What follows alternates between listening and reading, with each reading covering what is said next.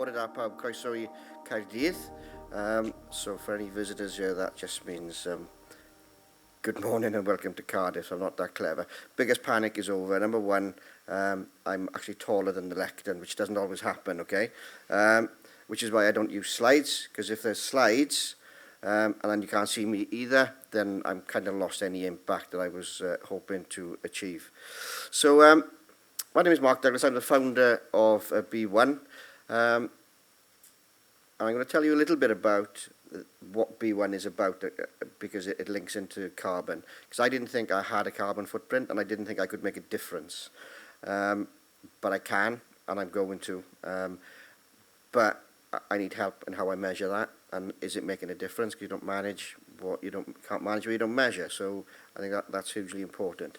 So let me take you back a few years in my dim and distant past. I don't like bragging about this. I was a director of a UK bank and chairman of NatWest here in Wales, and did that for 35 years.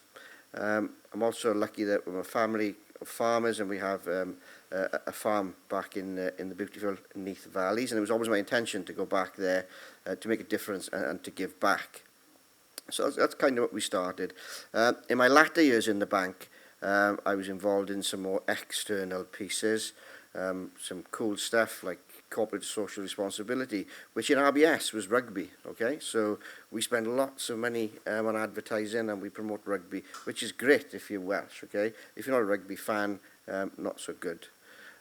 What I did see, and we used to go to schools and businesses, and I was always interested in what companies did as part of their corporate social responsibility. And it boils down to three things that I saw, and this is at a very, very low level, okay? Quite often I'd go into a school or a company, and there was one of three different posters on the wall, because these companies, they're really corporately responsible, and they take it really serious. So they'd have a poster on the wall of a polar bear, a donkey in the Sudan, or if it's Sky Sports, you'd have a snow leopard, okay? And we write checks, and we look after these animals the other side of the world. So we take it pretty serious, guys, right? So don't go asking me for, to up the game a bit. So I was thinking, okay, what about the real challenges we have outside the window? The environment, health and well-being, the whole social equality and our social prescribing, etc. So when I left the bank, I decided I wanted to do something about it. I didn't really know how. So I kind of rocked up on the farm on day one and said, do you know what, I'm going to become a farmer, and while I gather my thoughts and start making a difference. So we've got an 800-acre farm in Neath, so I rock up on day one and I say to Dad, the prodigal son has returned from his career in banking, and we're going to change the world. He says, okay, welcome to farming, son. 35 years, I haven't got my hands dirty yet, look at them. The cows are over there, there's about 100 of them, they're about 1.5 tons in weight. So see how we get on with those. There's 1,000 sheep around here somewhere, they're all fast and smelly.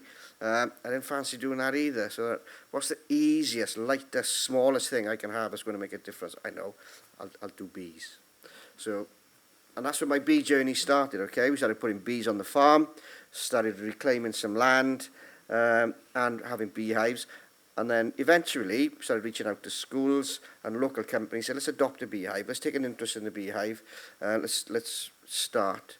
And then I realised that bees, small piece, bottom of the food chain, hugely important to our climate and to our environment and our local ecosystem. I was lucky enough that I found a brilliant partner, which is Cardiff University. Steve, officially the cleverest man in the room over there.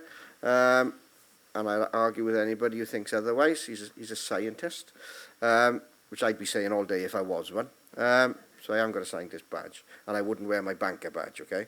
So we started creating resources for schools about bees and how bees affect our environment, and carbon and air quality, etc. Although there was a challenge because tree planting was becoming popular. We can measure trees, we can't measure wildflower meadows, which we are still attempting to do, because we plant thousands of acres of wildflower meadows in cities and in communities, etc. So fast forward a couple of years, Bee1 has some really good partners that we help with their corporate social responsibility. We have a beehive, company can adopt a beehive, it's quite cool, it's quite trendy. But where's the value? What do you measure? So one of our measures, we found out that one adopted beehive or a purchased beehive will have 50,000 bees into the local environment, which in turn will pollinate 200 million plants, trees, flowers and fruit. So suddenly we started to put measures in place, and we didn't know any of this when we started. But we still haven't got a carbon, we still haven't got a climate story to tell. So the journey has started. We've got lots of schools coming on board. We've got a seat of learning helping us create resources for schools. And initially, it was about bacteria and honey for wound healing and all the scientific research and all the cool stuff that Steve and the team do over at the pharmacology department. So eventually, bumped into the guys from Planet Mark, and they started questioning me on my carbon footprint, and I was the guy with a poster thinking I'm a pretty cool guy. I've got hundreds of ancient oak trees and alder and elm on our farm, so you know, you go somewhere else, okay, to look at carbon footprint. I'm the cool guy. I also drive a BMW X4 which guzzles gas and diesel and costs a fortune, and I was like, do you know what, there's not a bad place to start. My house is an old boiler. I'm touching all these companies, and I'm not maybe spreading the word of how they can cut their carbon emissions rather than just do the bee thing. So I've gone through the questionnaire, and it is a bit complicated, it is a bit complex, and as Andrew said, stage one isn't easy, okay? You will get interrogated, but it's a bit like the fact find. You've got to get your details across. If you don't tell your position, how will you ever expected to improve it? So I've been challenged, and I've got a pretty good low base point, similar to the guys at Admiral, because you know I don't have big offices, and I've got thousands and thousands of trees, etc., etc. So, but what I can do is I can tell others, and I have people coming to me. I want to do corporate social stuff, and then I can say, well, actually, I think carbon is a big deal for you. Maybe well-being is something else over here, and supporting local communities and schools is over here. But your carbon bit is something that I can't do, but I can signpost, and I can also help you raise awareness. So that's kind of where we're at the moment. So working with Cardiff University, sorry, just to rewind a second. So we now have our project running in schools and companies, obviously here in Wales, but thanks to Andrew, we recently put some bees and some staff training and some school educational resources into the IOD at Pall Mall in London. We've got Liverpool Street Station and quite a few tube stations where we're working with inner city schools. True?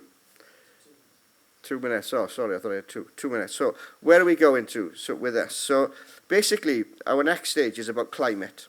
Okay, so which is what is how do we raise awareness of the climate around us? And I think SMEs, some CEOs are not going to take it seriously. The rug's going to be pulled. But we have thought long and hard on how we're going to do this. So we're going to be launching very soon, which Andrew will be finding out about if he doesn't know already. Is we've built a climate monitoring system with schools and with the guys at Cardiff University. So using coding, Raspberry Pi, one of our partners, Sony Mick, we've built a very simple climate monitoring tool. So the children can measure CO2, PM2, NO2, all of these things which go into carbon. Steve and the guys will interpret as to what that means is. Is it affecting your cognitive ability? Is it affecting your teaching and learning experience? So we are going to be rolling these out to schools across Wales and the UK. Measure your climate in the classroom. I was going to call it the dead canary because we can look after the bees and the planet, but if the carbon and the thing isn't reduced, they're going to die anyway. So species recognition is great, and helping them the snow leopard, but if the climate changes, there's nothing we can do. So it all comes back to carbon, I guess. So we're going to be launching what's called My Classroom Climate very shortly. teaching resource for schools. We went with the biggest ever climate audit in the UK, but done by the next generation, because if this generation doesn't act quick enough, the next generation needs to have that awareness. So thank you, guys, for inviting us along. Hugely looking forward to meeting the rest of you later. That's me done. We won't do questions because we're moving on, but I'm hanging around at the end, and Steve will answer any difficult questions. If there's any banking, I left a long time ago, and apparently I'm still stinging people, so I don't know if that's true or not. Diolch yn fawr iawn i chi, and thank you for listening. Thanks, guys.